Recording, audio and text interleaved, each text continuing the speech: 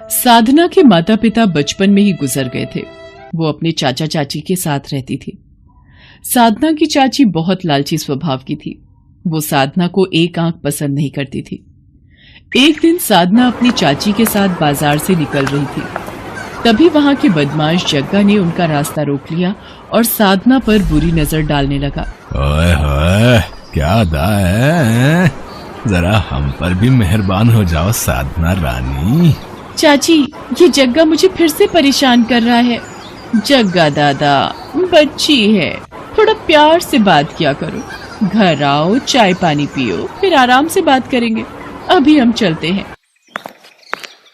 चाची, आप उस गुंडे से इतने प्यार से बात क्यों कर रही थी? प्यार से बात ना करती तो क्या लड़ाई करती? अरे वो शहर का गुंडा है, उससे पंगा लेने का मतलब है अपनी मौत को दावत देना। और तू भी ध्यान से सुन ले, घर जाकर ये बात अपने चाचा को बिल्कुल भी मत बताना। अरे भाई, गुंडों से बना कर रखनी पड़ती है, शहर में अपना रौब रहता है। साधना की चाची के मन में न जाने क्या चल रहा था। वो जग्गा दादा से बिल्कुल भी पंगा नहीं लेती थी, बल्कि उसे और बढ़ावा देती थी। साधना के चाचा को कुछ दिनों के लिए काम से बाहर जाना पड़ा। मौका देखकर साधना की चाची ने जग्गा को घर आने का न्योता दे दिया।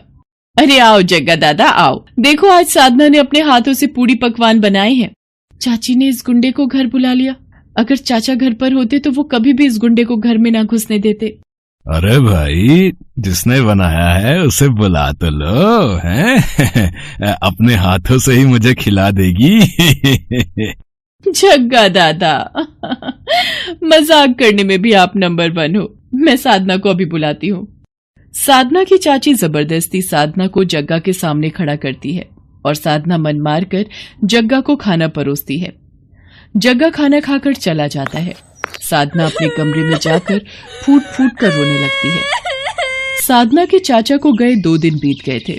एक दिन साधना देखती है उसकी चाची ने जग्गा को घर पर बुलाया है और वो जग्गा से कुछ बात कर रही है। जग्गा दादा, चिंता मत करो, साधना के चाचा भी 2 दिन बाद आएंगे। तुम कल ही साधना को उठाकर ले जाओ और याद रहे, ये नोटों की गड्डी देना मत भूलना।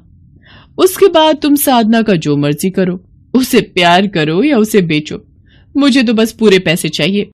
ठीक है, मैं कल अपने आदमियों के साथ आऊंगा और इसको पकड़कर यहाँ से दूर ले जाऊंगा।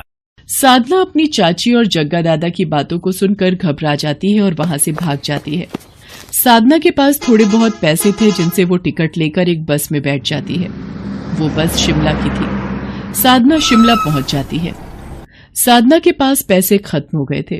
वो इधर उधर भटक रही थी। शिमला जैसे हिल स्टेशन पर साधना बिल्कुल अकेली थी। साधना एक पहाड़ी के रास्ते सड़क पर चल रही थी। अचानक उसकी नजर एक मोमोज की दुकान पर पड़ती है। साधना वहां पहुंचती है और बेहोश हो जाती है। अरे, ये लड़की कौन है? ये तो बेहोश हो गई। इसे दुकान के अंदर लिटा देते हैं। बुजुर्ग व्यक्ति और उसकी पत्नी साधना को दुकान के अंदर ही लिटा देते हैं। कुछ देर बाद साधना को होश आता है और वो अपने बारे में रोते हुए उस बुजुर्ग व्यक्ति और उसकी पत्नी को बताती है।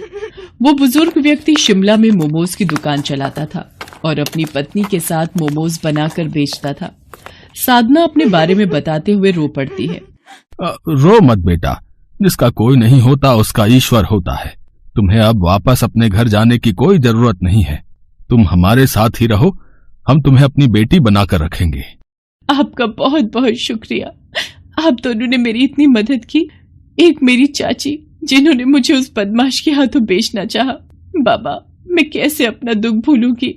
बेटी, वक्त सारे जख्म भर देता है। हमारा भी बेटा बहू के साथ हमें छोड़कर चला गया। हम दोनों बूढ़े पत्नी पत्नी भी हिम्मत हार चुके थे। शिमला जैसे हिल स्टेशन पर हम बिल्कुल अकेले थे। फिर हम दोनों ने ये मोमोज बनाकर बेचने का काम शुरू किया। फिर धीरे धीरे हिम्मत आ गई और हमने एक दूसरे के सहारे जीना सीख लिया। बाबा, मैं भी आपकी मोमोज बनाने के काम में मदद करूंगी। आप मुझे मोमोज बनाना सिखाएंगे ना? हाँ बेटी, मैं तुम्हें मोमोज बनाने जरूर सिखाऊंगा। साधना उन बुजुर्ग पति पत्नी से मोमोज बनाना सीख गई थी। अब वो भी उन्हीं की तरह अच्छे मोमोज बना लेती थी और वो उनकी सहायता भी करती थी। धीरे धीरे वक्त बीतता है। साधना को उन पति पत्नी के पास रहते हुए 1 साल बीत जाता है। साधना ने मोमोज की दुकान पूरी तरह से संभाल ली थी। अब तो उन बुजुर्ग पति पत्नी को भी दुकान की कोई चिंता नहीं रहती थी। साधना ने अपना पिछला सारा दुख भुलाकर अब अपने नए जीवन पर ध्यान देना शुरू कर दिया था। एक दिन साधना मोमोज की दुकान पर ग्राहकों को मोमोज की प्लेट बनाकर दे रही थी।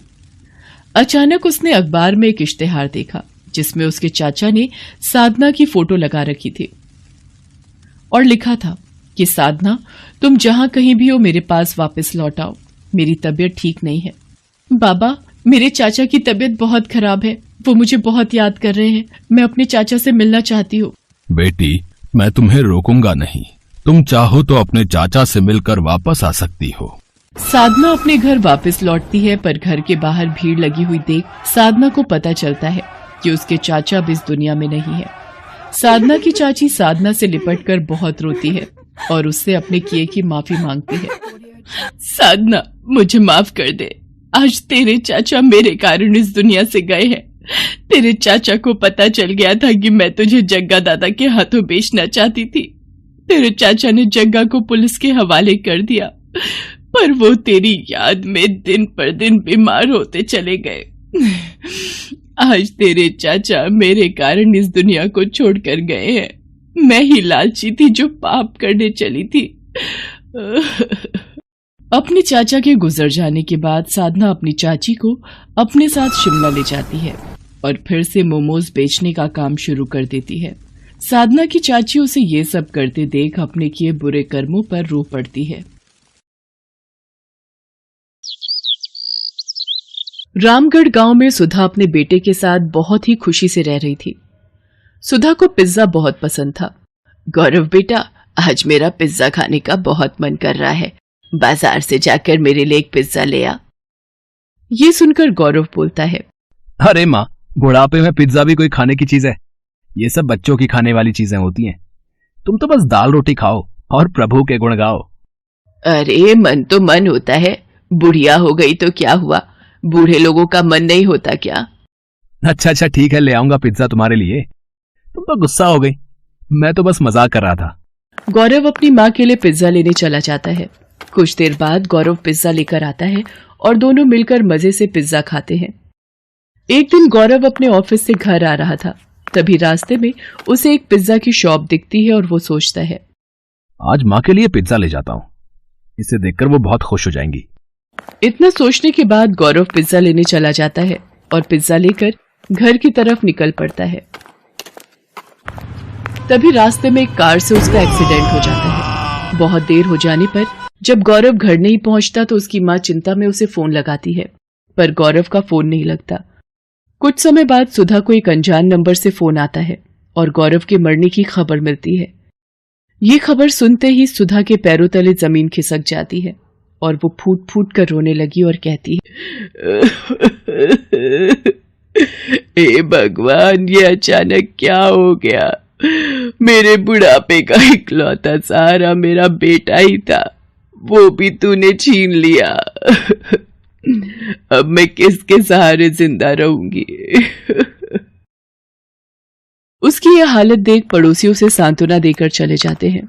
सुधा अपने बेटे की चिता को जला देती है। अब वो बिल्कुल अकेली हो जाती है।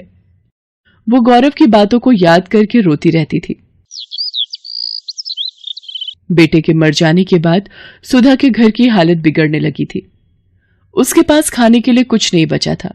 वो खाने के लिए पड़ोसियों के घर मांगने जाती है और बोलती है, बेटा मुझे कुछ खाने को दे दो, बहुत भूख लग रही है। अरे अम्मा, मैं तुम्हें खाना खाने को जरूर दे देती, पर अभी तो मेरे घर में खाना खत्म हो गया है, सबने खाना खा लिया। इतना कहकर वो औरत अपने घर का दरवाजा बंद कर देती है। कोई उसे खाने को नहीं देता, सभी बहाना बनाकर उसे वापस भेज देते। अपनी ऐसी हालत देख वो सोचती है, अगर मेरा बेटा आज जिंदा होता तो मेरी ये हालत कभी नहीं होती। वो सबकी मदद किया करता था, पर आज सब भूल गए हैं कि मेरे बेटे ने एक समय पर उनकी मदद की थी। आज उसकी माँ को मदद की जरूरत है, पर किसी ने भी मेरी मदद नहीं की। तभी वहां से एक औरत गुजरती है और सुधा को यूं रोता देख पूछती है, क्या हुआ बहन, तुम रो क्यों रही हो? सुधा रोते रोते उस औरत को अपना सारा दुख बताती है। क्या बताऊं बहन, मेरे बेटे के मरने के बाद मुझ बेसहारा का इस दुनिया में अब कोई नहीं है। अकेले मैं इस दुनिया में कैसे जीऊंगी? मेरे पास खाने के लिए पैसे नहीं हैं। सुधा की कहानी सुनने के बाद वो औरत सुधा से कहती है, ऐसे हिम्मत हारने से कुछ नहीं होगा। खाने के लिए कमाई का कोई जरिया ढूंढना ही पड़ेगा। आजकल तो खाने पीने की इतनी सारी चीजें आ गई हैं और उन्हें बनाना भी आसान हो गया है। जो भी तुम्हें पसंद हो, जो भी तुम्हें आता हो, उसे बनाकर बेचने लगो। इतना बोलकर वो औरत वहां से चली जाती है। सुधा अब सोचती है कि वो ऐसा क्या काम करे। अचानक उसे पिज्जा का ख्याल आता है और वो बोलती है, क्यों ना मैं पिज्जा बनाकर बेचूं, इससे कुछ पैसे भी घर में आ जाएंगे। सुधा के पास अपने कुछ जेवर रखे होते हैं। उन्हें बेचकर वो अपने घर के आगे पिज्जा का एक छोटा सा ठेला खोलती है और पिज्जा बनाकर बेचने लगती है। धीरे धीरे उसका बनाया पिज्जा पूरे गांव में मशहूर हो जाता है और सुधा अब एक बड़ी दुकान खोल लेती है। धीरे धीरे उसकी दुकान बढ़िया चलने लगती है और वो अमीर बन जाती है। एक दिन उसकी दुकान पर एक छोटा बच्चा आता है और उससे खाना मांगता है। अम्मा, मुझे कुछ खाने को मिलेगा क्या? मैं बहुत भूखा हूँ, मुझे भूख लग रही है। बेटा, तुम्हारे माता पिता कहाँ हैं? तुम अकेले दुकान में क्यों घूम रहे हो? अम्मा, मेरा नाम मोहन है, मैं एक अनाथ बच्चा हूँ। मेरे माता पिता अब इस दुनिया में नहीं है। हाँ हाँ, जरूर खाने को मिलेगा। तुम जो खाना चाहो वो खा सकते हो। तुम चिंता मत करो, आज से तुम्हारा ख्याल मैं रखूंगी। ये कहकर सुधा मोहन को गले लगा लेती है और अपने साथ अपने घर ले जाती है। उसे उस बच्चे में अपना बेटा मोहन दिखता है। वो उसका ख्याल